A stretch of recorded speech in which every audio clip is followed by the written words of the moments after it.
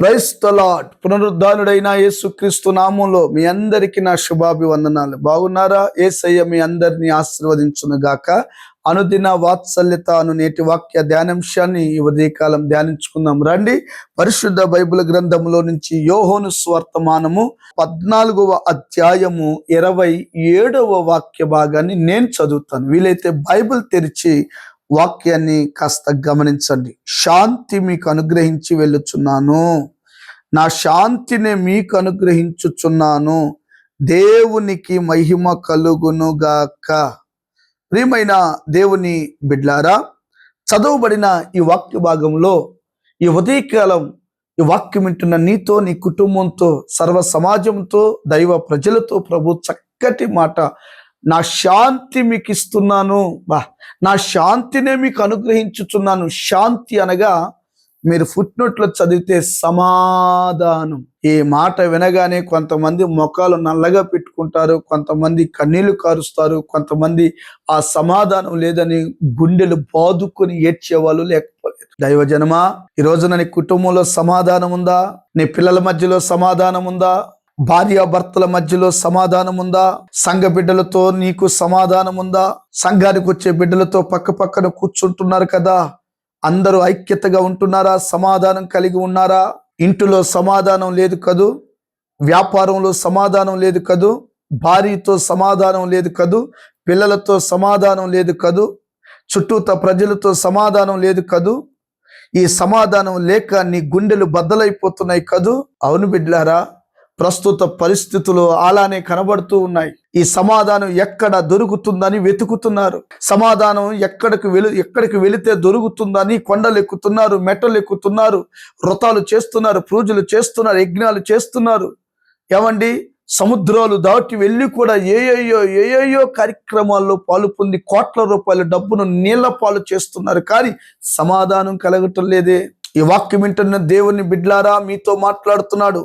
సమాధానం ఇస్తానని చెప్పింది ఒక రాజకీయ నాయకుడు కాదు, సమాధానం ఇస్తానని చెప్పింది ఒక బిల్ గేట్ కాదు, సమాధానం మీకు ఇస్తానని చెప్పిన వాడు దేశాన్ని శాసించే ఒక అధికారి కాదు, ఒక గవర్నర్ కాదు, ఒక పిఎం కాదు, ఒక సీఎం కాదు, సాక్షాత్తు ప్రభువైన యేసుక్రీస్తు. హల్లెలూయా. ఆయన ఎవరో తెలుసా? దైవ కుమారుడుగా నీ కొరకు ఈ భూమి మీద ప్రత్యక్షమై నోటి మాటతో భూమికి పునాది వేసిన ప్రభు నీతో ప్రమాణపూర్వకంగా మాట్లాడుతున్నాడు. బిడ్డా, నా శాంతి నీకు ఇవ్వబోతున్నా, నా సమాధానం నీకు ఇవ్వబోతున్నా. ఫీస్ ఏవండి, చాలా మందికి ఇది లేకనే ఆత్మహత్యలు, ఈ సమాధానం లేకనే ఎన్నో కుటుంబాల్లో కలతలు, గొడవలు. ఉచితముగా నా ప్రభు నీకు ఇస్తానంటున్నాడు.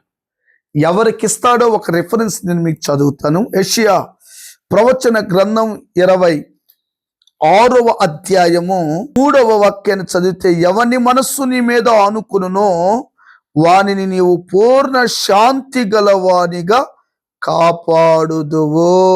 ఆమేన్. యేసు ప్రభు దగ్గరికి వస్తే, యేసు ప్రభు మీద నువ్వు విశ్వాసం ఉంచితే నీకేమి కలుగుతుంది? శాంతి కలుగుతుంది. ఎంత గొప్ప మాట అండి ఇది. నువ్వు ఎవరి మీద అనుకుంటున్నావు సమాధానం కావాలని?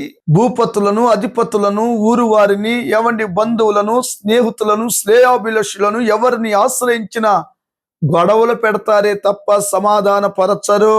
ప్రభు అయిన యేసుక్రీస్తు మీకు ఒక చక్కటి మాటను జ్ఞాపకం చేస్తున్నాడు. ఏంటో తెలుసా?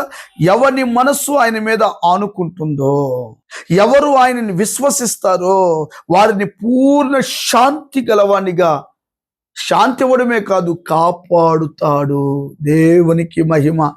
వాక్యం వింటున్న దేవుని బిడ్డలారా, గెరాసేను దేశంలో శాంతి లేక, సమాధానం లేక, ఏమండి వస్త్రములు లేక, అలాగూ నాయన సమాధుల్లో ఊరి వెలుపట, గవిని వెలుపట ఉంటే యేసు ప్రభు అతగాడి దగ్గరికి వెళ్ళి శాంతి గలవానిగా చేశాడు. చిత్తశుద్ధుడవటం ప్రజలు గమనించారు.